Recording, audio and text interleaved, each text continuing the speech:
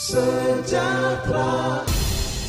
Shalom, selamat malam pendengar Radio Sejahtera juga pemirsa yang saat ini sedang menyaksikan melalui YouTube channel Diaspora Sejahtera. Apa kabar? Salam jumpa dan senang sekali pada hari ini di Jumat 23 Februari 2024, program konseling dan doa Time to Share hadir kembali untuk mengajak kita semakin mengerti akan kebenaran firman Tuhan. Dan pada malam hari ini satu topik yang menarik untuk kita bahas bersama-sama yaitu aman dalam perlindungan Allah yang terambil dalam Mazmur 27 ayat 1 sampai 6. Dan sudah hadir pada malam hari ini Bapak Prayogo Danardono. Selamat malam Bapak. Selamat malam. Apa kabar Puji Bapak? Tuhan, Sehat ya, luar biasa. Selalu. Terima kasih sudah menyempatkan waktu untuk bersama-sama pada malam hari ini di tengah kesibukan Bapak ya. Oke Bapak, sebelum kita berbincang tentang topik kita pada malam hari ini, karena buat saya ini sesuatu yang menarik. Kenapa tema tentang aman dalam perlindungan Allah ini diangkat ya, dikupas lebih dalam lagi. Itu menandakan bahwa dunia ini sekarang tidak aman-aman saja, begitu tidak ya baik-baik Bapak. saja. Tidak baik-baik saja. Baik, sebelumnya kita akan berdoa dan Bapak bisa menyapa terlebih dahulu. Baik, Silakan, Pak. ya. Baik, saudara, kita akan mulai dengan doa. Bapa Surgawi, dalam nama Tuhan Yesus Kristus, mengucap syukur kepadamu untuk pemeliharaan Tuhan, penyertaan Tuhan, dan sampai hari ini kami boleh menikmati setiap berkat-berkat Tuhan, bahkan perlindungan Tuhan. Sebentar kami akan memulai program Time to Share, Radio Sejahtera. Kiranya Engkau sendiri yang campur tangan, urapi hati hambamu, juga berkati Bu Esti yang akan memandu acara ini. Setiap mereka yang mendengar juga diberkati Tuhan. Kami menyerahkan dari awal sampai akhir di dalam nama Tuhan Yesus Kristus. Haleluya. Amin. Silakan Bapak. Ya, baik, terima kasih. Memang hari-hari ini banyak berita ya yang tiba-tiba seringkali membuat orang takut begitu ya. Bahkan di Malang ini sudah ada kabar ini ya, ada begal gitu ya. Dan tidak melihat tempat, tidak melihat waktu begitu. Semakin marak berita. Nah, begitu. Malah yang seringkali terjadi di dalam keluarga itu justru tidak merasa aman. Betul, nah, itu betul. kan akhirnya Banyak ada ancaman di sana, banyak ancaman, banyak kekerasan dalam juga. rumah tangga, Betul. lalu karena persoalan ekonomi akhirnya ada kekerasan di situ, bahkan satu keluarga bunuh diri gitu ya. Betul. Ini kan menunjukkan bahwa kondisi dunia ini sedang tidak baik-baik saja ya, khususnya di Indonesia dengan segala persoalannya tentunya ya. Lalu bagaimana kita merasa aman di dalam Tuhan ya, kita merasa bagaimana kita benar-benar ada satu rasa yang aman dan nyaman itu kan tentang damai dan sejahtera. Betul, gitu ya. Tidak lagi ada rasa ketakutan, tidak ada lagi rasa was-was rasa khawatir gitu ya. Gimana sih kalau rasa khawatir, ketakutan kan tentu paling tidak enak, tidak enak. Apapun yang kita kerjakan akhirnya ya tidak bisa menikmati gitu ya. Betul. Bahkan banyak orang yang punya semuanya ya, punya semuanya, fasilitas semuanya, tapi tetap ada was-was ya, kekhawatiran ya. Enggak tahu apakah takut kehilangan harta bendanya atau kehilangan nyawanya kan begitu. Nah, ini saya kira tema ini perlu kita angkat supaya kita ini hidup dalam Tuhan ini tidak lagi ada rasa khawatir, ada rasa takut ya, ada rasa ketidaknyamanan, tetapi bagaimana kita boleh tetap merasakan damai dan sejahtera walaupun mungkin kita punya persoalan, mungkin kita punya tantangan, tetapi orang percaya itu cirinya kan tidak boleh kehilangan sukacita,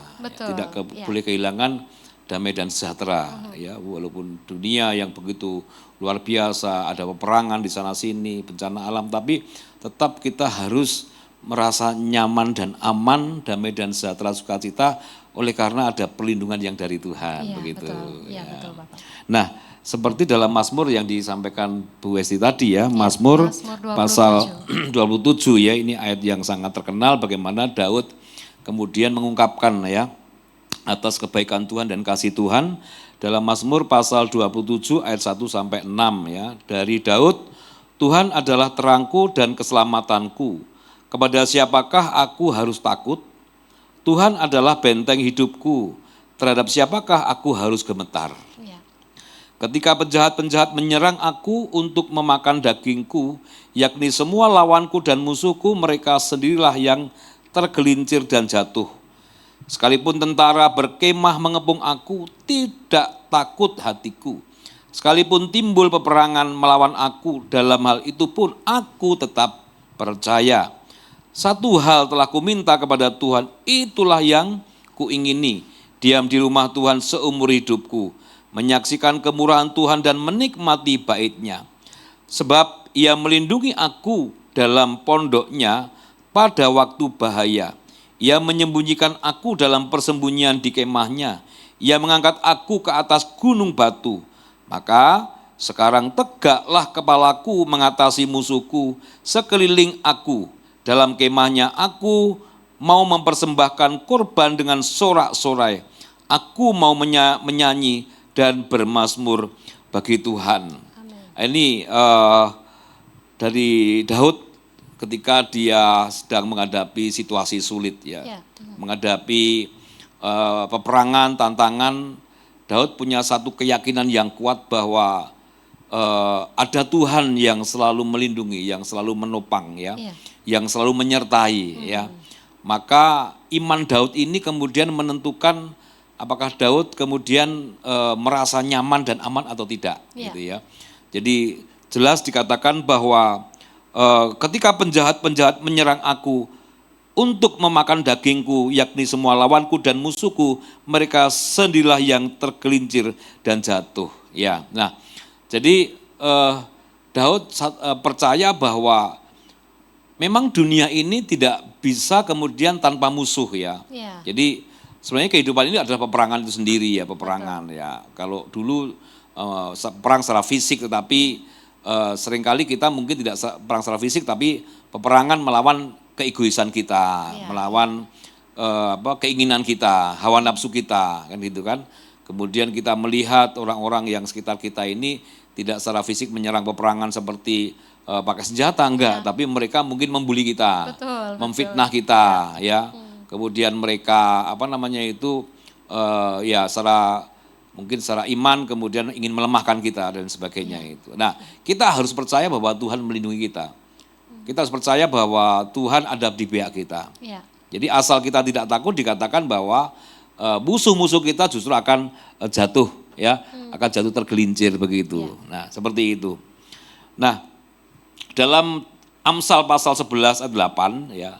Amsal 11 ayat 8 begini ya. Orang benar diselamatkan dari kesukaran, lalu orang fasik menggantikannya. Artinya begini Bu Esti ya. Iya.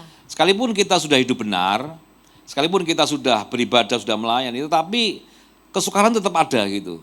Ya. Nah, bedanya Bukan itu berarti adalah jalan tol begitu ya. ya begitu, nggak ada Masih namanya. ada liku-liku juga Iya, ya, Bapak. artinya Ya. walaupun kita sudah beribadah, melayani, sudah berbuat sesuatu yang baik untuk Tuhan, tapi tetap ada kesukaran. Ya. Nah, tapi janji Tuhan adalah orang benar diselamatkan dari kesukaran. Jadi tugas kita hanya hidup benar, maka kita akan diselamatkan dari setiap musuh-musuh, termasuk itu ya. Kesukaran itu juga bagian dari musuh karena harus diperangi sebenarnya itu. Jadi sekalipun kita hidup benar tidak otomatis terlepas dari kesukaran, tetapi janji Tuhan kepada orang benar ya, dikatakan bahwa hidupnya akan diselamatkan dari yang namanya kesukaran itu sendiri gitu. Nah, Jadi, kesukaran boleh ada, tapi Tuhan memberikan perlindungannya. ya. Nah, diselamatkan atau diselamatkan itu artinya ada 3 Bu Esti ya. Yang pertama dihindarkan ya. Kita bisa dihindarkan dari setiap kesukaran ya, setiap musuh ya. Kita bisa dihindarkan. Lalu yang kedua, diselamatkan artinya kita dilindungi. Nah, ini yang kita bahas nanti ya. Dilindungi. Lalu yang ketiga, diselamatkan itu artinya diperlengkapi. Diperlengkapi. Ya, jadi artinya kita tidak selalu Tuhan selalu ini ya, tidak selalu Tuhan yang menghadapi persoalan kita. Betul. Gitu loh. Kita diperlengkapi untuk belajar menghadapi. Ya. Jadi Kristen yang dewasa itu harusnya sudah siap menghadapi sendiri karena sudah diperlengkapi kan, Ya. oleh firman Tuhan, oleh karunia, oleh Roh Kudus kan itu, oleh kuasa-kuasa dari Tuhan, Ya. itu sudah diperlengkapi. Jadi seringkali kita sudah menghadapi sendiri gitu. Jadi nggak selalu harus dilindungi, dihindarkan ya gitu ya. Kok enak gitu ya.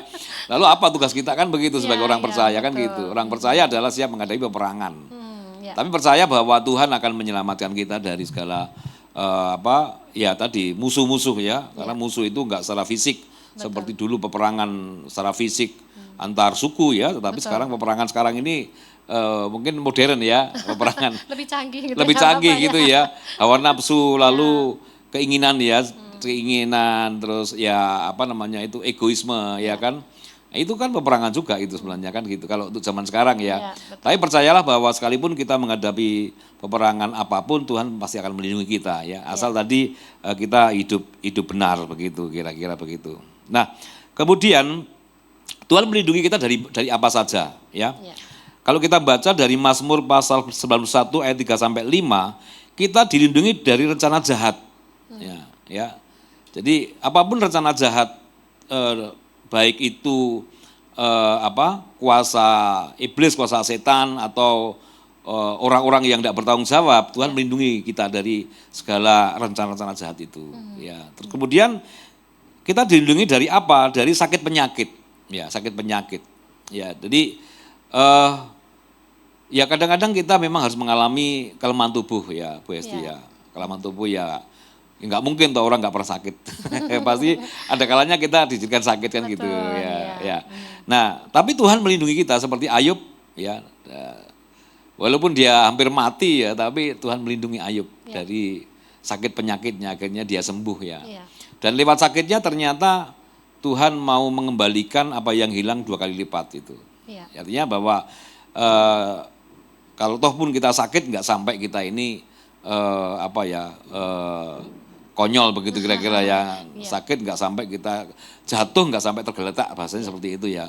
Sakit nggak sampai kita itu meninggalkan Tuhan. Sakit nggak sampai kita itu menjauh dari Tuhan ya.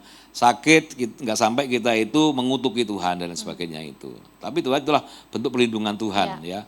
Nah, bagaimana kalau kemudian kita menghadapi itu ya tentu ya kita tetap mengucap syukur karena kasih Tuhan itu tidak dibatasi oleh hal yang baik-baik saja kan begitu. Betul. Kasih Tuhan itu jangan pas kita enak-enak tok ya baik-baik, tapi kasih Tuhan itu ketika kita diberi kesempatan untuk bisa menikmati proses yang ada. Betul. Ya, menghadapi masalah. Nah, dan kita mendengar suara Tuhan. Itu kasih Tuhan yang sesungguhnya gitu loh. Lalu yang ketiga kita dilindungi Tuhan dari malapetaka ya. Itu ada di Mazmur pasal 91 ya. Ayat 3 sampai 11 kalau kita mau baca. Jadi perlindungan Tuhan luar biasa. Tadi katakan aku percaya kata Daud, percaya saja gitu loh. Percaya saja. Nah, lalu pertanyaannya bagaimana supaya kita dilindungi oleh Tuhan? Kan begitu. Jadi Tuhan melindungi, tapi bagaimana supaya kita merasakan bahwa itu adalah perlindungan Tuhan? Ya, Tuhan tidak pernah meninggalkan kita. Tuhan selalu menyertai ya, seperti bangsa Israel. Ketika bangsa Israel itu katakanlah tidak taat kepada Tuhan, ya menjauh dari Tuhan, menyembah berhala. Tapi perlindungan Tuhan tuh selalu ya ada bersama dengan bangsa Israel gitu. Jadi Tuhan tidak pernah membatasi kasih-Nya kepada kita hanya karena kita ini berbuat sesuatu yang tidak berkenan. Sebenarnya Tuhan tuh selalu menyertai kita, melindungi kita. Nah, pertanyaannya bagaimana supaya kita dilindungi oleh Tuhan kan begitu, bahwa Tuhan itu melindungi kita. Yang pertama Amsal 14 ayat 26 Bu Esti ya. Amsal pasal 14 ayat 26. Ya. Dikatakan dalam Amsal pasal 14 ayat 26, dalam takut akan Tuhan ada ketentraman yang besar, bahkan ada perlindungan bagi anak-anaknya. Ya, jadi yang pertama kita harus takut akan Tuhan. Dikatakan firman Tuhan yang lain, takut akan Tuhan itu menjauhi kejahatan. Artinya tidak boleh berbuat jahat. Ya. Takut akan Tuhan itu menjauhi kejahatan. Ya. Takut akan Tuhan itu hidup taat kepada Tuhan. Ya. Nah, orang yang takut akan Tuhan tidak takut sakit. Ya itu. Takut akan Tuhan tidak takut miskin. Takut akan Tuhan itu tidak takut kita dicemooh. Itu aja. Tapi orang yang takut miskin, takut dicemooh, takut tidak dihargai, takut mati, takut sakit, dia tidak takut akan Tuhan. Dia takut akan dunia ini sebenarnya itu. Jadi kalau menurut saya takut akan Tuhan itu justru kita nggak usah takut akan hal-hal yang bisa menimpa diri kita, termasuk sakit penyakit begitu. Dan bagaimana kita bisa melewati ya, memang harus menjauhi kejahatan. Ya. menjauhi kejahatan. Lalu yang kedua Bu Esti, bagaimana kita bisa merasakan pelindungan Tuhan? Mazmur pasal 62 ayat 8 ya. Mazmur pasal 62 ayat 8 dikatakan demikian. Percayalah kepadanya setiap waktu, hai umat, curahkanlah isi hatimu di hadapannya. Allah ialah tempat perlindungan kita. Nah, percaya masalahnya. Kita percaya enggak akan perlindungan Tuhan gitu kan ya. Orang yang percaya pasti enggak akan takut, tapi orang yang takut tidak percaya kan begitu aja kan. Tinggal dibalik aja ya Bapak. Iya, betul. Betul. Kalau percaya enggak akan takut. Ya. Kenapa? Karena kita tahu bahwa Tuhan pasti melindungi kita gitu, enggak usah takut. Tapi orang yang takut enggak percaya. Siapa yang dipercaya. Betul. Yang Tuhan mau kan percaya. Ya. Percaya enggak kan gitu. Nah, orang yang percaya pasti tidak akan mengalami ketakutan. Tapi orang yang mengalami ketakutan, saya pastikan dia tidak percaya. Gitu. Ya toh? Ya. Kenapa dia takut? Nggak percaya. Kenapa tidak percaya? Karena banyak dosanya, biasanya gitu ya. Orang yang hidup benar, ya nggak usah takut gitu loh. Ya. Kita aja kalau kita benar kan nggak usah takut. Kepada siapapun lah kita hadapi. Kita benar kok. Tapi kalau kita takut berarti kita ada yang salah kan. Ya. Salahnya di mana? Pikiran kita negatif kan gitu tuh, asumsi kita. Lalu ya itu tadi yang muncul adalah ketakutan karena pikiran-pikiran yang menghantui kita. Ya. Jadi yang kedua percaya kepada Tuhan, ya. Percayalah kepadanya setiap waktu itu artinya ya setiap saat gitu. Lalu yang ketiga, bagaimana kita bisa merasakan perlindungan Tuhan? Amsal 14 ayat 32, Bu Esti ya. Amsal 14 ayat 32 ya. Orang fasik dirobohkan karena kejahatannya, tetapi orang benar mendapat perlindungan karena ketulusannya. Jadi yang ketiga adalah hidup dalam kebenaran. Ya, hidup dalam kebenaran. Jadi orang fasik dirobohkan karena kejahatannya, tetapi orang benar mendapat perlindungan karena ketulusannya. Begitu ya. Tadi Amsal 11 ayat 8 sudah di awal tadi bahwa orang benar akan diselamatkan dari kesukaran itu. Tapi tadi awalnya ya kita harus yang pertama kita hidup dalam takut akan Tuhan, yaitu hidup taat, menjauhi kejahatan ya. Kemudian yang kedua percaya ya, kemudian yang ketiga hidup dalam kebenaran itu. Jadi kita kalau hidup benar ya pasti Tuhan selamatkan dari setiap kesukaran. Lalu yang keempat, Mazmur pasal 91 ayat 14 Bu Esti ya. Sungguh hatinya melekat kepadaku, maka aku akan meluputkannya. Aku akan membentenginya sebab ia mengenal namaku. Kemudian Mazmur pasal 62 ayat 1, untuk pemimpin beduan menurut Yedutun Mazmur Daud, hanya dekat Allah saja aku tenang, daripadanya lah keselamatanku. Yang keempat, kita selalu mendekat kepada Tuhan Bu Esti ya. Mendekat kepada Tuhan ya. Memang Tuhan ada di sekitar kita, tapi kalau kita tidak berusaha mendekat kepada Tuhan, tentu ya itu tadi dikatakan bahwa ya kita tidak ada ketenangan gitu. Seperti anak saya kalau dekat sama saya dia nggak ada masalah ya. Dia Pak lapar Pak misalnya kita makan kan dekat. Iya, dia tapi nyaman aja. Nyaman ya, aja. Tapi kalau jauh ya saya pastikan gitu. Ya. Saya pastikan anak saya yang nomor 1 kan kerja di Kamboja ya. Walaupun dia jauh dari saya, tapi dia dekat dengan saya secara hati ya dia nggak ada masalah, dia enjoy di sana gitu. Itu. Jadi yang keempat hanya dekat kepada Tuhan, akhirnya kita merasa ada perlindungan gitu. Yang penting yakin dan percaya bahwa Tuhan selalu melindungi kita. Ya. Itu penting. Nah, itu diuji lewat setiap proses Bu Esti. Jadi misalnya gini, saya kalau pelayanan ke rata-rata ke Malang Selatan Bu Esti ya, ada 1,5 jam, 2 jam, 3 jam gitu kan. Malam hujan ya, jalan yang begitu terjal. Saya hanya punya keyakinan bahwa Tuhan menyertai saya. Ada malaikat surga yang Tuhan utus. Saya punya keyakinan itu. Puji Tuhan sampai hari ini saya tidak punya rasa khawatir apapun.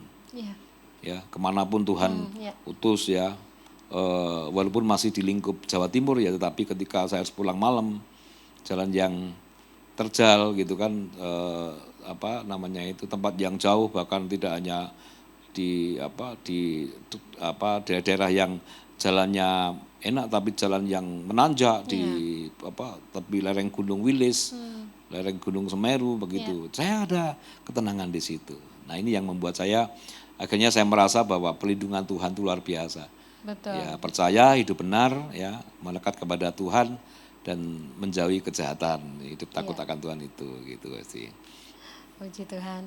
Iya, untuk Bapak Ibu yang saat ini sedang menyaksikan baik secara langsung maupun ulangan, dan Bapak Ibu ingin menyampaikan pokok doa ataupun pertanyaan, silakan menulis di kolom chat atau melalui WhatsApp Radio Sejahtera di 0813-200-77703. Kami akan merespon WhatsApp Bapak Ibu dan juga komen yang ada di chat ya. Kita mengetahui betapa pentingnya pemuritan yang merupakan amanat agung. Pada saat seperti ini, satu hal, apa yang harus kita lakukan untuk menghasilkan murid-murid yang alkitabiah dan berpusat pada Kristus? Kita tidak perlu membangun strategi baru. Kita tidak perlu membangun gedung yang lebih besar. Kita tidak perlu membangun fondasi yang lebih dalam. Dalam IDMC Leadership Summit 2024 akan membahas topik membangun kedalaman, tugas pemuritan yang terlupakan. Acara ini terbuka untuk pendeta, penginjil misi, pejabat gereja, ketua bidang, diaken, gembala MK, gembala wilayah, serta jemaat yang terbeban dalam gerakan pemuritan. Bersama dengan Pastor Tony Yu, Senior Pastor Covenant Evangelical Free Church. Acara ini akan diadakan pada hari Jumat sampai Sabtu, tanggal 1 sampai 2 Maret 2024. Hari Jumat mulai pukul 16.30 sampai pukul 22 waktu Indonesia Barat. Dan untuk hari Sabtu dimulai pukul 8.30 sampai pukul 17 waktu Indonesia Barat. Bertempat di NICC GBI Diaspora Sejahtera, Jalan Lingkar Blimbing Indah nomor 2 Araya Malang. Kontribusi peserta sebesar 150.001. Kode 1 sebagai penanda acara IDMC. Transfer melalui BCA 3689910000 atas nama GBI Diaspora Sejahtera. Segera daftarkan diri Anda melalui scan QR Code atau hubungi 0812-1611-0750 dengan PDP Chandra Wijaya atau 0813-3174-2894 dengan Ibu Devi Wulandari. Oke Bapak Prayogo, sekali lagi kita akan melanjutkan perbincangan kita pada malam hari ini tentang aman dalam perlindungan Allah. Ya. Banyak orang yang masih belum percaya dengan perlindungan Allah. Ya. Nah, ini tipikal orang yang seperti apa ya Bapak? Apakah dia lebih percaya atau mengandalkan kekuatannya sendiri? Iya, iya.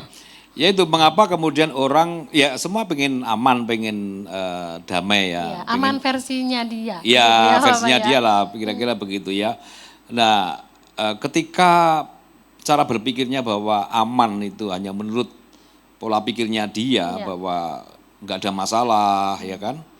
Kemudian usaha nggak bisa rugi misalnya ya, kan begitu ya. Ya. Kemudian kita nggak mungkin punya musuh atau tidak ada orang yang mungkin tidak yang akan melukai kita. Ini kan menurut versi manusia, tetapi betul. Versinya Tuhan berbeda, bahwa kita diizinkan mengalami satu proses kehidupan yang seringkali tidak menyenangkan. Betul. Disitulah sebenarnya Tuhan itu ada bersama dengan kita. Intinya gini, bagaimana kita tahu bahwa Tuhan sumber kesembuhan kalau tidak pernah sakit? Betul, ya kan? Harus merasakan dulu. Oh iya, kan gitu. Bagaimana kita tahu bahwa Tuhan sumber penghiburan kalau kita tidak pernah susah. Ya. Bagaimana kita tahu Tuhan sumber kekuatan kalau tidak pernah lemah, kan begitu. Artinya bahwa Tuhan itu sumber segala sumber kehidupan yang membuat kita ini merasa aman ya, nyaman begitu. Tetapi aman dan nyaman itu bukan lalu nggak ada masalah ya. Hati-hati dengan aman dan nyaman versi manusia. Betul. Gitu ya. Versi manusia itu pengennya nggak ada masalah, nggak ada badai, lancar, ya lancar semuanya. Keuangan juga baik. Ya, nggak punya utang misalnya, nggak pernah sakit, nggak punya musuh, bukan begitu. Ya, hati-hati orang yang ingin seperti itu justru malah gampang jatuh ya, gampang jatuh ya. Karena itu sebenarnya satu ujian yang sebenarnya itu ketika manusia pada kondisi aman dan nyaman itu gitu, dia pasti mudah jatuh gitu. Tapi orang yang diberhadapkan oleh satu proses kehidupan Bu Esti ya, akhirnya dia merasakan bahwa oh ini toh yang Tuhan mau tentang aman dan nyaman itu gitu loh ya. Supaya apa? Supaya kita berjaga-jaga tadi itu gitu loh. Supaya berjaga-jaga. Ada ilustrasi, ada seekor monyet itu dia naik ke pohon yang sangat tinggi, yang tertinggi di daerah itu, hanya ingin melihat sebuah kota Bu Esti ya. Dia ingin melihat sebuah kota. Dia naik ke pohon yang paling tinggi. Lalu ada angin barat dan timur ya. Ini berlomba-lomba untuk menjatuhkan si monyet ini, Bu Esti ya. Iya. Nah, angin barat itu, wah lihat katanya gitu, dia pasti akan jatuh gitu. Angin barat dengan sekuat tenaga gitu, dengan sekuat tenaga. Sampai pohon itu hampir roboh gitu ya. Iya. Jadi mentiung gitu ya. Nah, untuk menjatuhkan monyet itu gitu. Tapi apa yang terjadi? Justru monyet ini semakin kuat pegangannya itu. Iya, takut jatuh karena ya. Gitu. Sudah kehabisan tenaga akhirnya angin Iya. barat ini. Akhirnya menyerah, udah menyerah aku. Nah, angin timur ini, nah, lihat aja nanti apa yang terjadi. Duh, sebaliknya angin timur ini dengan angin yang sepoi-poi gitu. Sepoi-poi ISIS ya. Iya, iya. ISIS gitu. Tiba-tiba si monyet ini ngantuk gitu kan. Nah, akhirnya jatuh kan gitu. Jadi justru kadang-kadang kita ingin hidup dalam zona aman dan nyaman, malah justru membuat kita jatuh. Iya. Karena kita tidak berjaga-jaga. Karena pemahaman zona aman dan nyaman menurut manusia itu adalah seolah-olah bahwa kita itu tidak boleh ada masalah. Iya. Ya, tidak boleh ada pergumulan, tidak boleh ada peperangan kan gitu. Iya. Nah, orang yang merasa dilindungi Tuhan dalam kondisi apapun, dia bisa menikmati itu, Bu Esti. Iya, betul. Menikmati proses itu gitu Iya. kan. Iya, ada teman saya yang mengatakan kalau keuanganku sebulan ini aman, aku tenang gitu. Ada yang seperti itu, Bapak. iya. Jadi dia memastikan keuangannya 1 bulan ini oke, semuanya sudah pos-posnya sudah terisi. Nah, kalau aku mau bantu kamu, maaf aku nggak punya. Ya, Dia punya ya. prinsip seperti itu ya. Memang secara manusia sih oke ya, tapi Ya, kalau ya. hitungannya Tuhan enggak ya, Bapak ya? Ya, enggak. Betul, betul. Jadi ukuran aman dan nyaman itu uang misalnya. Iya, iya. Ukuran aman dan nyaman jabatan misalnya ya. Ukuran aman dan nyaman itu adalah rumah besar misalnya, Ya, uang yang banyak. Bukan begitu. Bukan itu konsep rasa aman dalam perlindungan Tuhan, bukan seperti itu. Ya. Ya. Konsep perlindungan rasa aman dalam perlindungan Tuhan itu adalah ketika kita ini diizinkan Tuhan mengalami situasi sulit ya, dan aman dan nyaman itu bukan tergantung dunia tapi tergantung pada Tuhan. Iya. Kan itu. Betul. Walaupun kita tidak punya uang tapi kita damai sejahtera, itulah aman yang sesungguhnya. Iya, iya. Kan begitu. Kan begitu kan? Iya. Karena kalau orang merasa aman dan nyaman karena uang, begitu uangnya habis, amannya hilang. Kan gitu Nggak kan? aman lagi. Iya. Ketika dia punya jabatan, dia merasa aman di situ. Iya. Tapi kalau rasa amannya itu karena jabatan, begitu nggak menjabat, Betul, ya post-war syndrome kan, Iya, akhirnya iya. Dia stres, mengalami itu. mengalami itu kan begitu. Nah, yang Tuhan mau dalam Daud tadi bahwa aman kita itu karena Tuhan, bukan karena apa yang ada di dunia ini gitu loh, Iya. ya kan? Bukan karena usahanya, bukan karena kekuatan-kekuatan yang mungkin menawarkan kepada kita gitu ya, Iya. misalnya ini kalau mau aman enggak bisa enggak dijahati orang, ini loh ada Ada pegangan. pegangan gitu kan. Macam-macam kan bentuknya, ada mantra ya toh, ada bentuk-bentuk yang lain. Seolah-olah kita hanya tertuju pada itu gitu loh, Betul, bahwa betul. ketika kita pegang berhala gitu ya, itu merasa aman, padahal bukan itu gitu loh. Begitu berhalanya hilang sudah kita akan celaka kan gitu. Iya. Nah, aman dalam perlindungan Tuhan itu tidak tergantung oleh apapun yang ada di dunia Situasi ini. yang ada. Iya, Betul, sekalipun Bapak, dunia ya. ini menawarkan Iya. kepada kita hal-hal yang sifatnya instan gitu kan Ya. ya, yang menawarkan sesuatu yang seolah-olah baik-baik saja gitu, padahal tidak seperti itu. Konsep rasa aman dalam perlindungan Tuhan adalah apapun yang kita alami hanya Tuhan satu-satunya yang bisa melindungi kita, Ya. yang mustahil menjadi nggak ada yang mustahil, yang tidak mungkin menjadi mungkin, itu Ya. yang paling penting gitu loh. Nah, tadi sudah saya jelaskan, kita harus takut akan Tuhan, kita harus percaya, kita harus hidup benar, dan kita harus selalu mendekat kepada sang sumber perlindungan Iya, itu sendiri. betul. Itu. Nah, Bapak, satu pertanyaan ini mungkin Ya. dari apa yang Bapak sampaikan tadi, bagaimana kita mendapatkan perlindungan yang aman dari Tuhan.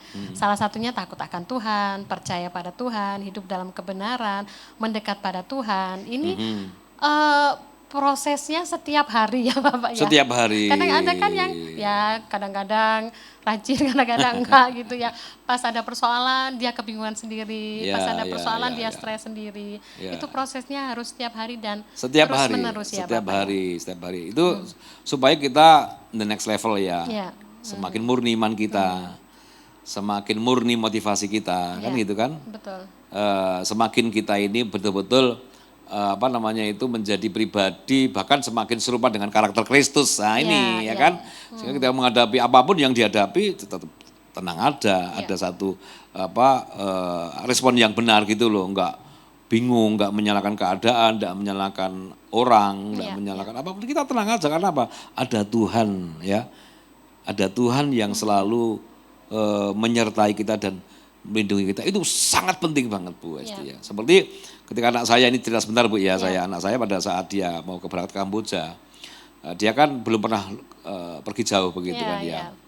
Lalu karena ada beberapa informasi oleh saudara-saudara itu, hati-hati di Kamboja kan gitu ya, di sana itu segitiga emas, perdagangan manusia dan sebagainya gitu. Begitu ini kebetulan istri saya yang dikirimi video itu, dia muncul rasa khawatir itu gitu loh. Waduh. Itu manusiawi. Nah gitu kan, akhirnya dari Juanda, dari Surabaya Juanda ke Jakarta transit, lalu ke Thailand, lalu masuk ke Kamboja, ini dia terus monitor. Saya bilang, kamu kenapa kok gelisah gitu, saya tanya gitu. Ini gimana anak kita nanti gitu, enggak, jangan khawatir. Tuhan yang sama kalau melindungi kita sampai hari ini, Tuhan yang sama akan melindungi anak kita kemanapun dia pergi. Iya, betul sekali. Saya jangan membatasi kuasa Tuhan, seolah-olah Tuhan hanya milikku, Tuhan hanya bersama, kan begitu ya. Nah muncul rasa khawatir itu, jangan. Nah itu kan diuji kita, tadi kan diuji apakah percaya kita ini sungguh-sungguh enggak. Apakah kita ngeklaim bahwa Tuhan itu hanya melindungi kita, milik kita. Sehingga orang lain bisa celaka, kan begitu, enggak begitu. Apalagi ini yang berhubungan dengan saudara kita, anak-anak kita. Pelindungan yang sama, Tuhan yang sama kok. Tuhan di dunianya satu kok ya. Tuhan melindungi bangsa Indonesia juga melindungi bangsa-bangsa yang lain, kan begitu. Betul. Ya, jadi seperti itu salah satu contoh misalnya. Pelindungan Tuhan itu nyata kok. Percaya tadi. Karena percaya jadi kita merasa yakin begitu ya Bapak ya. Iya, kalau kita nggak percaya dengan kuasanya Tuhan, pasti rasa aman itu ya hanya sesaat saja. Begitu iya kan ya, apa namanya itu, apa yang kita pikirkan kan terjadi, ya kan. Kalau kita khawatir ya pasti bisa terjadi. Kekuatan pikiran itu dari sumbernya dari iman kita kan. Iman kita ini ragu-ragu, yang muncul ketakutan dalam pikiran kita. Betul. Justru apa yang kita pikirkan bisa akan terjadi. Kenapa kita kemudian khawatir? Karena kita nggak percaya tadi itu gitu loh. Seolah bahwa ya itu istilahnya wong belum tentu terjadi kok seolah-olah akan terjadi, kan enggak boleh begitu loh. Makanya gitu Tuhan dalam firman-Nya juga mengatakan pikirkan yang baik, yang manis, yang sedap didengar. Pikirkanlah itu. Makanya kekuatan pikiran itu luar biasa. Selama kita berpikir positif, kita berpikir sesuatu yang manis, yang sedap didengar ya. Pikiran kita hanya untuk kemuliaan Tuhan tuh, itu mujizat Tuhan terjadi luar biasa. Betul itu. Wah. Ya kalau saya cerita banyak pengalaman yang saya alami ya, bahwa ya terus kita memang diizinkan mengalami itu ya, tidak kemudian kita bebas persoalan, bebas masalah. Daud ketika dia pernah jatuh dalam dosa ya, tapi ketika dia mau membereskan, mau mengalami pemulihan, maka Daud akhirnya berkenan di hadapan Tuhan. Ya, dia hebatnya Daud, susah ya nyanyi, seneng ya nyanyi kan begitu. Ya toh? Ketakutan juga nyanyi. Nah, ketakutan juga nyanyi. Makanya kan setiap apa yang disampaikan Daud kan itu bentuknya pujian tuh, memuliakan Tuhan kan gitu. Yang pertama-tama memang yang penting adalah memuliakan Tuhan tadi itu gitu loh. Kemuliaan bagi Tuhan ya. Untuk selama-lamanya penting sekali. Jadi segala sesuatu yang terjadi itu, kalau Tuhan izinkan terjadi pasti mendatangkan kebaikan kan. Ya, istilahnya kedaulatan Tuhan atas kehidupan kita. Bapak dalam keadaan atau situasi apapun Tuhan tetap berdaulat. Iya, sampai Daud menikmati ketika dikejar-kejar Saul itu, mau dibunuh itu. Dia menikmati proses itu loh. Padahal kalau sekarang dikejar-kejar juga seperti apa begitu ya Bapak? Itu dikejar mau dibunuh loh. Kalau dikejar utang gitu mungkin. Tapi ya faktanya kan kemarin ada berita ya, hanya karena pinjaman online, ojol ya. Ya, pinjaman online itu ya, pinjol. Satu keluarga bunuh diri ya, gitu kan. Betul. Kan begitu kan. Mengenaskan Bapak. Mengenaskan gitu kan. Berapa keluarga yang mengalami persoalan seperti itu? Karena ketakutan tadi itu. Sehingga ketakutan ini akhirnya justru malah membunuh ya. Membunuh iman kita pertama, membunuh fisik akhirnya kan, bunuh diri massal gitu ya. Itu kan ngeri karena tadi itu tidak ada rasa aman lagi. Tidak ada rasa nyaman lagi dalam hidupnya. Kan begitu. Betul. Dipikir bahwa bunuh diri ini adalah satu solusi yang terbaik. Gitu. Sudah selesai masalahnya, soalnya kan gitu ya. Padahal kan ya bukan begitu kan gitu. Yang kita harus menghadapi semuanya. Makanya yang penting menyertakan Tuhan ya. Menyertakan Tuhan itu penting sekali. Nah lewat proses tadi, kalau Bu Esti tadi lewat mengatakan bahwa itu tiap hari. Tiap hari harus mengalami itu gitu loh. jangan hanya hal tertentu saja Ya, gitu loh. nggak seminggu sekali gitu Enggak ya. seminggu sekali gitu loh. Jadi setiap hari itu kita mengalami satu proses Ya, apakah kita benar-benar merasakan aman di hadapan Tuhan atau enggak gitu. Jadi aman dalam perlindungan Tuhan adalah ketika kita menghadapi sesuatu yang tidak kita duga tapi kita masih memiliki sukacita dan damai sejahtera itu. Ya. Bukan aman dalam hal nggak ada masalah, Ya. nggak punya utang, nggak bisa sakit, nggak punya musuh, bukan begitu. Ya. Tapi ketika kita menghadapi situasi sulit, kita sakit, kita ada ujian, tantangan, tapi tetap kita sukacita. Nah, itulah ya. aman dalam perlindungan Allah yang sesungguhnya. Betul. Artinya bahwa orang Kristen tidak selalu bebas dari masalah. Ya. Tidak kemudian bebas dari sakit penyakit, tidak bebas dari persoalan kehidupan, enggak. Ya. Tapi yang Tuhan mau dari apa yang kita alami itu, jangan sampai kita kehilangan sukacita, damai dan sejahtera. Karena kerajaan Allah bicara tentang kebenaran, damai sejahtera dan sukacita. Betul. Itu. Tapi masih banyak orang yang beranggapan seperti ini. Kamu tuh katanya Kristen, tapi kok masih menghadapi masalah. Kamu tuh katanya orang Kristen, tapi kok masih ketemu kesulitan terus. Hidupmu gak maju-maju. Ada yang salah tuh gimana? Ya, kurang doa, nggak puasa. Kurang doa ya, seperti itu Bapak. Bagaimana menanggapi orang yang masih berpikiran seperti itu? Ya tadi karena dia menganggap bahwa kekristenan itu adalah seolah-olah bebas dari persoalan. Ya. Kekristenan itu adalah hidup dalam zona aman dan nyaman tadi itu gitu loh. Menurut versi manusia. Betul. Bebas masalah, bebas dari enggak bisa. Amsal tadi kan dikatakan orang benar diselamatkan dari kebenaran, dari kesukaran. Artinya walaupun kita hidup benar tetap ada kesukaran. Ya. Tapi kalau kita misalnya hidup benar kita akan diselamatkan dari setiap kesukaran kan begitu. Ya. Nah, konsep-konsep itu ya harus diberi pengertian kepada orang-orang seperti itu bahwa kalau toh misalnya kamu kok orang Kristen tapi kok ada aja masalah kok loro terus punya loh. Lah tapi saya bisa menikmati proses itu kok gitu kan. Iya, betul. Ya tadi bagaimana saya tahu bahwa Tuhan saya itu sumber kesembuhan kalau saya tidak pernah sakit. Betul. Bagaimana saya tahu bahwa Tuhan sumber jalan keluar kalau saya tidak pernah punya masalah. Disitulah saya tahu bahwa Tuhan saya itu Tuhan yang memberikan jalan keluar gitu. Memang harus mengalami proses itu sehingga kita benar-benar ngeh dengan maksud dan kehendak Tuhan. Iya, gitu ya, Bapak, jadi semakin peka ya. Ya. Kepekaan itu penting sekali bahwa oh ini nggak boleh, ini boleh ya kan. Nah itu harus kita semakin peka karena kalau nggak peka berarti pekok gitu ya. Artinya ya cara pandang kita ini cara pandang yang hanya sangat terbatas ya, bukan sampai ke hatinya Tuhan gitu ya. Kalau sampai ke hatinya Tuhan tuh loh, walaupun kita menghadapi apapun loh Bu Hesti, kita tetap harus merasakan sukacita itu bisa kok itu gitu loh.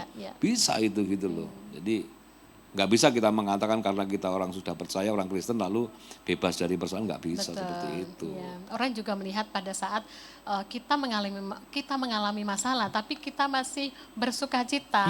Orang lain tuh bisa melihat kok bisa sih kamu punya masalah besar loh, masalah yang mustahil loh. Tapi kamu kok bisa tersenyum, bersukacita dan lain sebagainya. Di saat itulah orang itu melihat ada Tuhan dalam hidup kita itu. Dan itu kesaksian bagi kita. Bagaimana orang bisa membuat bisa percaya, bisa penasaran dengan Tuhan kita? Ya lewat kehidupan kita. Gitu. Betul. Ada mujizat, ada kuasa Tuhan. Ya.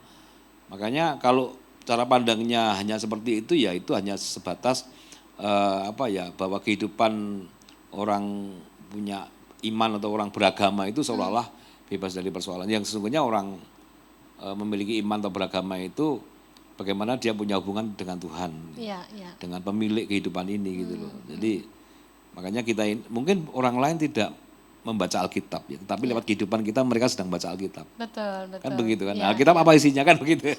Bersukacita senantiasa kan gitu kan. Kasihilah musuhmu ya. Bilang kau ditawar pipi kirimu, berikanlah pipi kananmu kan begitu tak? Balaslah kejahatan dengan kebaikan itu kan firman. Nah itu kalau sudah kita lakukan berarti mereka membaca firman. Hebat ya orang Kristen ya. Difitnah, dibully, tetap senyum, tetap sukacita. Nah itu kan mereka sedang baca Alkitab di situ, ya kan? Nah kalau Tuhan kemudian menjamah orang itu, bisa ke orang itu kemudian percaya kepada Tuhan kan begitu. Minimal untuk diri kita sendiri. Istilahnya secara nggak langsung kita sudah bersaksi ya Bapak. Iya kan gitu. Bagaimana kita ini kan kitab terbuka, ya, yang dibaca oleh banyak orang sehingga kalau kemudian kita salah berpikir, salah berkata, salah bertindak ya menjadi persoalan gitu. Iya. Ini yang menjadi persoalan untuk orang-orang percaya. Ya. Sehingga apalagi dalam kondisi seperti ini banyak orang mencari perlindungan di tempat yang salah kan gitu ya. Tadi saya katakan entah itu bentuknya benda-benda ya kan? Betul. Atau mungkin orang juga yang bisa dipakai setan untuk bisa seolah-olah ya. Lewat orang itu melindungi kita kan gitu. Padahal kita kan bisa langsung Ya, minta langsung ke kepada Tuhan. Tuhan ya. Tapi ada beberapa orang yang sangat percaya akhirnya mengkultuskan seseorang itu. Ya, betul. Bahwa seolah dia yang dekat kepada Tuhan hanya orang itu sehingga lewat orang itu kita bisa dilindungi. Gitu. Itu kan salah satu yang salah sebenarnya kan. Nah kalau orang itu hidup terus nggak apa-apa, kalau mati ya perlindungan kita hilang. Iya, Kan betul. gitu. Nah itu pemahaman seperti itu yang seharusnya sudah tidak lagi untuk zaman sekarang ya Bu ya. Apalagi kita sudah gadget seperti ini, kita bisa banyak belajar kok lewat orang-orang yang menyampaikan hal yang baik-baik itu. Iya, Gitu. betul. Iya Bapak, kalau misalnya kita sudah mengalami hal-hal yang tadi Bapak sebutkan, takut akan Tuhan, kita sudah menikmati proses Tuhan terus-menerus dalam kehidupan kita. Kemudian tadi Bapak juga katakan bahwa melalui kehidupan kita orang itu bisa membaca firman. Ya. Dengan selain itu Bapak, apa yang bisa kita lakukan supaya orang lain pun juga mengalami satu perubahan pikiran bahwa perlindungan Tuhan itu yang nyata, bukan perlindungan yang lain. Iya, orang yang disertai Tuhan itu dimanapun jadi berkat. Ya, Ya, saya ini kemana-mana ya sama gitu loh. Di kampus, di mana saya menceritakan kebaikan Tuhan. Karena nggak bisa menahan untuk menceritakan itu gitu loh. Nilai-nilai yang bisa saya dapat lewat proses kehidupan saya dengan bahasa saya ya kepada mereka sebenarnya itulah firman Tuhan. Nah mereka ini akhirnya tahu gitu loh. Saya tiap hari ketemu mahasiswa ya. Sebelum mereka praktikum saya ajak ngobrol dengan mereka. Kan itu. Jadi ini masuk gitu sih, masuk gitu. Sehingga mereka wah luar biasa Pak, luar biasa iya. Karena ya harus diperkatakan. Selain kita dengan sikap kita orang yang melihat tapi juga harus diperkatakan gitu loh. Ya kan karena Allah sendiri menciptakan bumi dan segala sesuatu dengan perkataan gitu kan. Artinya perkataan itu ada kuasa. Gitu. Jadi memang harus menyampaikan kabar keselamatan kepada banyak orang gitu loh. Ya, walaupun bahasanya bisa kita olah kok sebenarnya, tapi nilainya sama. Ya kan? Misalnya tentang saya kalau bilang sama anak-anak itu gini, kamu punya Tuhan kan? Iya punya Pak. Tuhan kelihatan nggak kelihatan Pak? Oke. Kamu sembahyang Pak? Oh iya sembahyang Pak. Coba sekarang kita sharing saya bilang gitu. Pernah nggak kamu melanggar peraturan lalu lintas? Ya pernah Pak, wis gak usah jauh-jauh lah. Kalian siapa yang naik motor? Angkat tangan kan? Siapa yang punya SIM? Nah baru ketahuan. Ternyata banyak yang tidak punya SIM. Kan begitu, tidak punya SIM kan. Nah terus, kenapa tidak punya SIM? Wah malas Pak, gini ujian gak pernah lulus. Tapi naik motor. Aturannya gimana sih naik motor? Harus ada SIM Pak, kan begitu. Ya itu pertama. Kemudian yang kedua, STN kamu misalnya gitu kan. Siapa yang nggak bayar pajak? Percuma Pak pajak dibayar, dikorupsi. Kan alasannya macam-macam gitu. Oke, aturan naik kendaraan, pertama punya SIM, pakai helm, kedua punya SIM, yang ketiga pajaknya harus benar-benar dibayarkan. Saya bilang gini, kalau kamu aja ya mau taat kepada Tuhanmu yang kelihatan, sementara yang tidak kelihatan ya mau taat kepada Tuhan yang tidak kelihatan, sementara aturan yang kelihatan kamu nggak taat, saya minta maaf ya, sembahyangmu sia-sia. Itu kan firman. 1 Yohanes 4 ayat 20. Kalau engkau mengasihi aku yang tidak kelihatan, sementara engkau membenci saudaramu yang kelihatan, engkau pendusta. Maka kalau engkau mau mengasihi aku yang tidak kelihatan, engkau harus mengasihi saudaramu yang sama kan. Kalau engkau mau taat kepadaku yang tidak kelihatan, tapi engkau tidak taat kepada yang kelihatan, engkau pendusta. Nah itu kan sehari-hari. Akhirnya mereka ngurus SIM, akhirnya mereka bayar pajak kendaraan.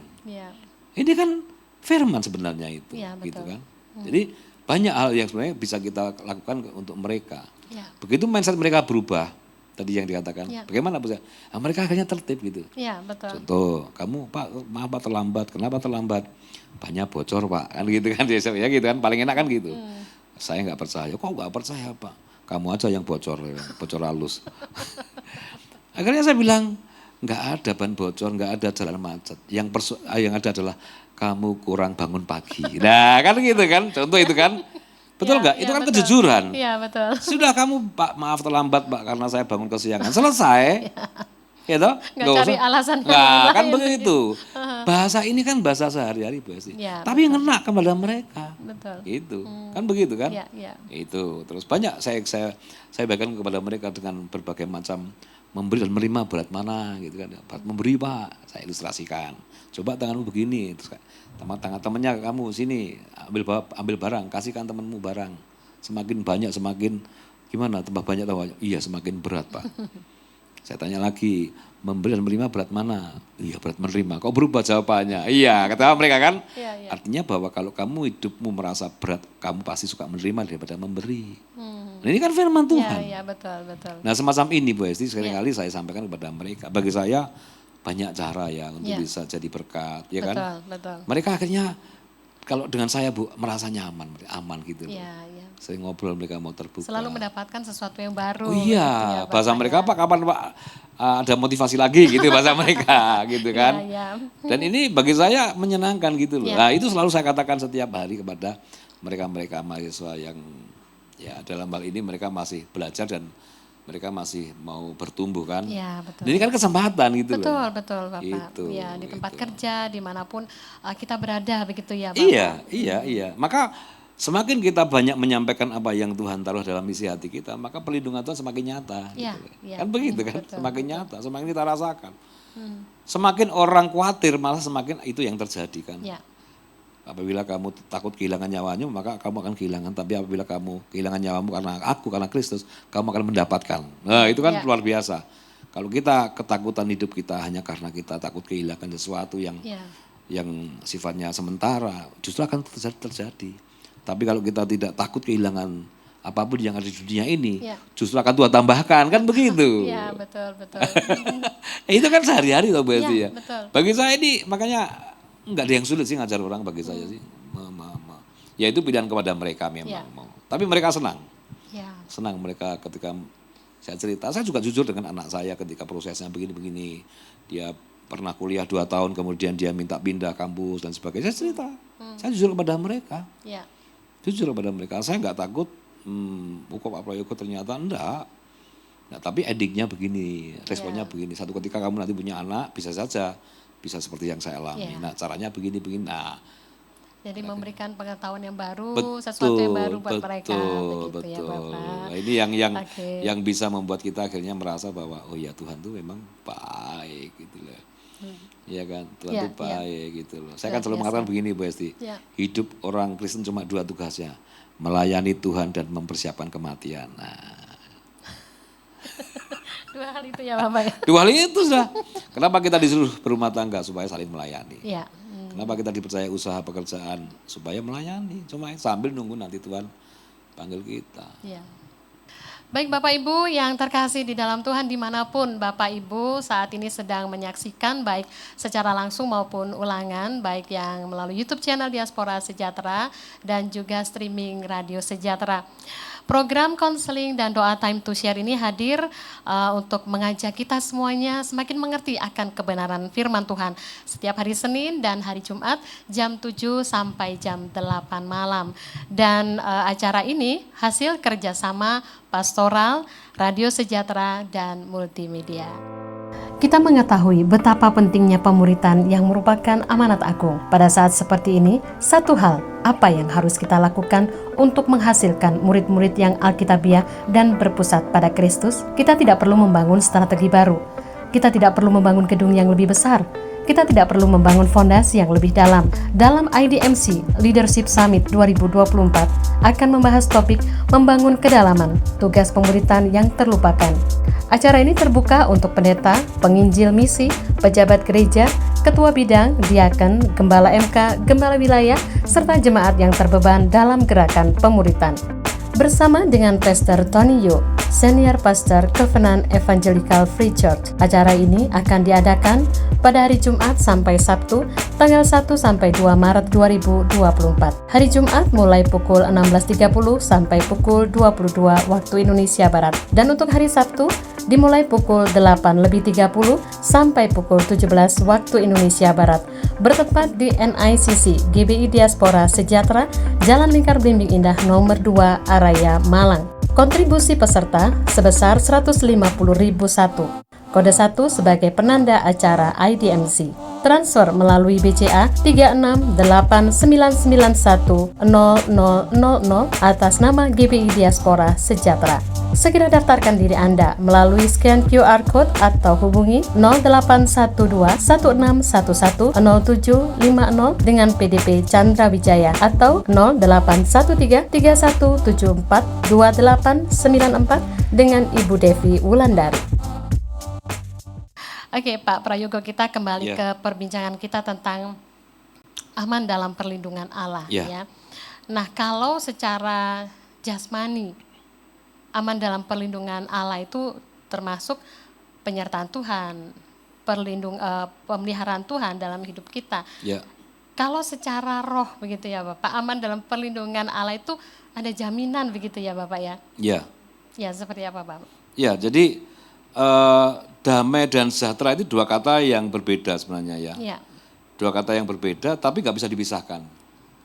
Damai itu bicara masalah ketenangan kan? Ya. Ketenangan hati ya, ketenangan hidup ya, itu damai. Sejahtera itu adalah kebutuhan sebenarnya. Maka ada prasejahtera 1, prasejahtera 2, prasejahtera 2 itu artinya apa? Kebutuhan hidupnya itu ada tingkatannya. Artinya bahwa kalau kita ada dalam perlindungan Tuhan, maka kita otomatis mengalami yang namanya damai dan sejahtera. Ya. Ketenangan hati terjadi, kebutuhan kita terpenuhi, kan gitu. Ya, betul. Jadi nggak bisa hanya salah satu damai saja. Kalau kita nggak sejahtera itu apa? Ya. Nggak bisa kan? Ya, ya. Terus kita juga punya semuanya sejahtera, katakanlah kita bisa terpenuhi semua kebutuhan berlimpah. Tapi nggak ada kedamaian untuk apa? Ya kan? Untuk apa dunia? Sia-sia kan? Makanya damai dan sejahtera itu dua kata yang berbeda. Ya. Ketenangan hati, ketenangan jiwa, ya ketenangan hidup, dan setiap kebutuhan itu Tuhan sediakan itu. Itulah aman ya dalam perlindungan Tuhan itu seperti itu Bu Esti. Ya. Jadi include ya. Lengkap dengan tidak hanya secara rohani ya. Ya. Tapi secara jasmani juga akan Tuhan lindungi gitu loh. Sehingga kita gak sampai jatuh dalam pinjol. Karena banyak orang yang katanya percaya Tuhan tapi jatuh dalam pinjol. Ya, kan repot akhirnya gitu loh. Betul nggak? Iya betul. Misalnya Tuhan minggu depan nih kami mau ngangsur, mau bayar ini, bayar itu. Tapi hari ini belum ada Tuhan. Tapi kami percaya Tuhan pasti menyediakan. Ini gitu kan, doanya ini. Ya. Dalam nama Yesus gitu kan, doanya mantap. Amin. Begitu melek. Waduh, pinjam ke siapa? Ini kan repot akhirnya. Iya betul, kadang seperti itu ya Bapak ya. Justru kita sudah berdoa tapi tetap memikirkan jalan keluarnya sendiri. Betul. Akhirnya nabi atau dengar orang pinjol cepet ini tanpa syarat. Wah, akhirnya kena di situ. Tidak sedikit pasti ini. Orang-orang yang mengaku percaya kepada Tuhan akhirnya jatuh dalam pinjol gitu loh. Oleh karena apa? Tadi tidak ada muncul yang terjadi adalah ketakutan tadi itu gitu loh, ketakutan yang luar biasa sehingga orang yang takut akhirnya mencari jalan sendiri gitu loh, ya kan? Nah, jadi itulah yang namanya tidak percaya kepada Tuhan, ya kan? Mungkin percaya tapi setengah percaya. Ya. Nah bagi saya setengah masih mengandalkan dirinya sendiri. Ya sama, setengah percaya itu bagian dari tidak percaya, ya kan? Setengah taat bagian dari tidak taat. Maka kalau kita percaya penuh. Taat ya taat penuh, gak ada setengah-setengah, gak ada kan. Ya. Makanya jangan sampai engkau kalau mentah ya mentah, nek mateng kan gitu, nek panas jangan suap-suapku kan begitu. Betul, orang-orang yang setengah percaya tadi Bu Esti, yang mencari jalan sendiri itu akan dimuntahkan loh. Akan dimuntahkan, Tuhan paling gak suka ya. Kalau orang-orang katanya percaya tapi ternyata tidak sepenuh hati, tidak sungguh-sungguh ya. Iya, setengah hati. Setengah hati ya, gitu loh, nggak enak. Atau kita punya anak ya, anak kita nggak setengah hati percaya kepada kita kan bisa sakit hati. Ya kan, bisa tersinggung kan gitu. Kok nggak percaya sih gitu itu. Sama Tuhan juga gitu. Ya. Ketika kita sebagai manusia tidak percayanya itu setengah, ya Tuhan juga bisa kok. Tuhan juga punya perasaan kan. Berangkat dari kurang percaya atau tidak percaya sehingga rentang waktu yang diberikan Tuhan untuk tunggu dulu itu Ya. membuat kita nggak sabar begitu Ya, ya Bapak ya. ya. Tuhan katakan aku akan tolong kamu, aku akan lindungi kamu, tapi dia tidak percaya, jadi mengambil jalan yang lain. Iya, Begitu. percaya itu seperti Abraham itu loh. Makanya Abraham kan bapak orang beriman ya. Iya. Ketika dia disuruh mempersembahkan satu-satunya anak laki-laki sih, ya udah kerjakan saja. Sepenuh hati wes. Wah itu dahsyat itu. Bayangkan sekian lama ya, sekian lama nggak punya anak, begitu punya anak satu aja suruh mempersembahkan, ini kan Iya. satu ujian. Nah, yang Tuhan mau seperti itu. Iya. Ya, kepercayaan kita enggak boleh setengah-setengah gitu loh. Enggak boleh enggak boleh. Ya tadi ragu-ragu lah akan kuasa Tuhan. Itu kalau makanya lewat latihan tadi. Harus dilatih setiap hari. Iya, pertama setiap saat. iya gitu loh. Saya ini sudah dilatih ini sampai levelnya sudah ini saya ini gitu loh, sampai istri saya sakit hampir mati ya. Iya. Kehilangan uang 1,5 miliar karena saya beli sesuatu yang Iya. sekarang bermasalah kan begitu. Ya Tuhan sedang melatih saya. Saya mau enggak, percaya enggak sama apakah saya yang tergantung dengan yang ada di dunia ini, dengan uang, dengan enggak, saya tergantung pada Tuhan. Sehingga saya semakin merdeka gitu loh. Iya. Percuma kita ke Tuhan tapi Tidak terbelenggu. terbeban dengan hal-hal seperti itu Oh ya Pak? iya, karena memang pola pikir ya harus kita rubah sekarang ini bahwa semua adalah milik Tuhan bukan milik kita kok. Iya. Kalau semua milik Tuhan ya mau Tuhan ambil dengan cara apapun ya kita enggak boleh kecewa kan gitu. Iya, betul. Hanya itu aja kan. Iya. Yang penting jangan sampai kehilangan sukacita damai sejahtera. Iya. Kehilangan uang boleh tapi jangan kehilangan damai sejahtera Iya, sukacita. betul. Kan Kalau begitu. kehilangan damai sejahtera, waduh gitu ya. Oh iya, waduh sudah rusak semuanya itu Iya, nanti, rusak semuanya. Jadi bagi saya ya bagaimana kita tetap merasa aman dalam perlindungan Tuhan, tadi ada 4 hal tadi itu. Iya. Yang pertama itu, jangan berbuat jahat, percaya kepada Tuhan, kemudian kita hidup benar ya dan selalu mendekat kepada Tuhan. Iya. Kalau toh proses semua mengalami proses itu. Betul, dan itu terus-menerus ya Bapak ya. Iya. Ya kita nanti ke depan akan menghadapi hal yang tiba-tiba, Bu Esti. Nggak tahu apa yang tiba-tiba. Kalau tiba-tiba itu menyenangkan sifatnya berkat, mungkin kita nggak perlu persiapan tuh. Tapi tiba-tiba sakit. Iya. Ya kan? Tiba-tiba kita kehilangan sesuatu yang kita sayangi, kita Betul, cintai. betul. Ini nggak gampang ini. Iya. Nah, kita dilatih untuk itu gitu. Iya. loh. Tapi orang yang merasa aman dalam perlindungan Tuhan, dia nggak akan merasa bahwa itu sesuatu yang menakutkan ya. Selama itu kita hidup benar nggak usah takut lah. Betul, karena orang tersebut percaya bahwa kehidupannya di cover sama Tuhan. Yes, Jadi, itu yang perlindungan, keamanan itu sudah dijamin yes, sama Tuhan. dan kita menunjukkan bahwa kita beda dengan yang lain loh, Betul. harus berbeda loh ya. Dunia mungkin ya kalau menghadapi situasi marah, kecewa ya kan, kemudian putus asa sampai pun kita enggak boleh. Itu bedanya anak Tuhan yang yang sungguh-sungguh dan yang tidak sungguh-sungguh itu aja sih. Iya. Ya memang harus lewat setiap proses ya gitu aja. Betul, Nikmati prosesnya seperti Daud. Makanya kalau susah nyanyi, gembira nyanyi aja gitu Sedih aja. nyanyi, takut nyanyi. Iya, gitu, memuliakan Tuhan ini kekuatannya luar biasa, Betul, menyembah Tuhan luar biasa kok. Iya, Tuhan akan, wah coba kita nyanyi aja lah pokoknya, Iya. memuji Tuhan. Betul, luar biasa. Iya. Iya Bapak Ibu, sudah hampir 60 menit perbincangan kita pada Iya. malam hari ini ya Pak Prayogo. Bapak Ibu bisa menyampaikan pokok doa, silakan. Dan juga untuk pertanyaan mungkin bisa kami jawab dengan sesi lain ya Pak Prayogo. Dan sebelum kita mengakhiri perbincangan kita pada malam hari ini, apa yang ingin Bapak sampaikan kepada kami semuanya? Ya tentu dari apa yang menjadi bacaan kita ya, dari perjanjian lama, kisah Daud, kisah Abraham, kisah Ayub, kisah Yusuf itu menjadi pelajaran bagi kita bahwa orang-orang seperti itu memang Tuhan izinkan terjadi mengalami satu proses. Ya. Mereka manusia yang sama dengan kita kok. Ya. Gitu kan? Manusia yang sama dengan kita ya, yang pasti bagaimana kita sekarang ke depan harus benar-benar memiliki satu komitmen untuk sungguh-sungguh, lebih sungguh-sungguh lagi. Ya. Mungkin kemarin sudah melayani tapi sekarang sungguh-sungguh melayani. Kemarin kita menghadapi situasi sulit, kita sempat ya sedikit agak gimana, sekarang harus sungguh-sungguh untuk betul-betul mengandalkan Tuhan itu aja. Siap-siaplah untuk menghadapi segala sesuatu yang mungkin tiba-tiba terjadi. Betul. Percayalah bahwa hanya Allah ya sumber perlindungan yang benar-benar akan kita rasakan dan Tuhan berikan kepada kita. Ya. Jangan khawatir, Ya. jangan takut, itu aja. Ya. pesan saya jangan takut dan jangan khawatir. Bahwa Allah kita Allah yang hidup, Allah yang tidak pernah meninggalkan kita. Ya. Allah kita sama dengan Allahnya bangsa Israel. Sekarang bangsa Israel mungkin pernah hidup aneh-aneh, tapi Allahnya tidak pernah meninggalkan bangsa Israel. Sama dengan kita. Ya. Allah kita tidak pernah meninggalkan kita. Betul. Iya. Amin, luar Jangan biasa. khawatir, jangan takut. Jangan khawatir, jangan takut ya Bapak Ibu, menghadapi situasi apapun tetap memuji Tuhan. Begitu ya Yes, Bapak ya. yes. Sedih, senang, takut, Memuliakan khawatir, Tuhan. memuliakan Tuhan. Dan Yes. itu dikatakan tadi kekuatannya dahsyat ya Yes, Bapak ya. yes, yeah, Wow, bisa istilahnya damai sejahtera itu langsung memenuhi hati dan pikiran Ya, kita. betul. Wow, luar biasa. Terima kasih banyak Bapak Sama-sama, Bu Prayogo Esti. untuk perbincangan kita malam hari ini. Siap, dan salam untuk keluarga di rumah ya Bapak Saya ya. sampaikan Bu Esti. Oke, kita akan menutup perbincangan ini dengan berdoa. Bapak silakan Bapak berdoa.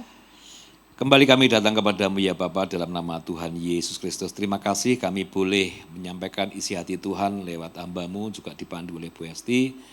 Diberkatilah apa yang kami kerjakan karena kami mengerjakan semua untuk kemuliaan nama Tuhan. Amen. Dan mereka yang mendengar, yang melihat program ini, yang sakit disembuhkan, yang lemah dikuatkan, yang susah dihiburkan, yang jatuh dibangkitkan kembali. Biarlah lewat program ini semakin dikuatkan iman yang melihat, yang mendengar, semakin teguh, sungguh-sungguh dalam menjalani kehidupan, semakin taat setia kepada Tuhan, dan semakin kuat imannya ketika menghadapi kesulitan, tantangan, ujian, bahkan badai kehidupan. Kami sangat percaya bahwa Tuhan tidak pernah meninggalkan kami. Justru rasa takut, khawatir akan membuat kami semakin jauh dari Tuhan. Tapi iman percaya kami kepadamu yang sungguh-sungguh membuat perlindungan Tuhan menjadi sempurna. Amen. Terima kasih Tuhan, berkati Radio Sejahtera, Ya, semua peralatan yang ada, dan Terima kasih. pakai Radio Sejahtera menjadi berkat bagi banyak orang. Dalam nama Tuhan Yesus Kristus, kami boleh mengakhiri program ini dengan penuh ucapan syukur, haleluya, amin. Amin. Ya Bapak Ibu, jangan lewatkan untuk selalu mendengarkan Radio Sejahtera melalui streaming di www.sejahterafm.id atau unduh aplikasinya melalui Play Store ya. Dan juga mengingatkan untuk Anda semuanya, untuk Bapak Ibu, besok Sabtu ada doa pagi jam 5 sampai jam 6. Kemudian jam 10 pagi ada doa puasa. Dan sore harinya untuk anak-anak muda, ibadah Diaspora Generation. Semua kegiatan ini diadakan di gedung NICC, Jalan Lingkar Belimbing Indah, nomor 2, Haraya Malang. Terima kasih banyak Bapak Prayogo sekali lagi. Kita berjumpa lagi di lain kesempatan ya. Saya Esti pamit dari hadapan Bapak Ibu. Kita berjumpa lagi di lain kesempatan. Salam sejahtera, God bless you all.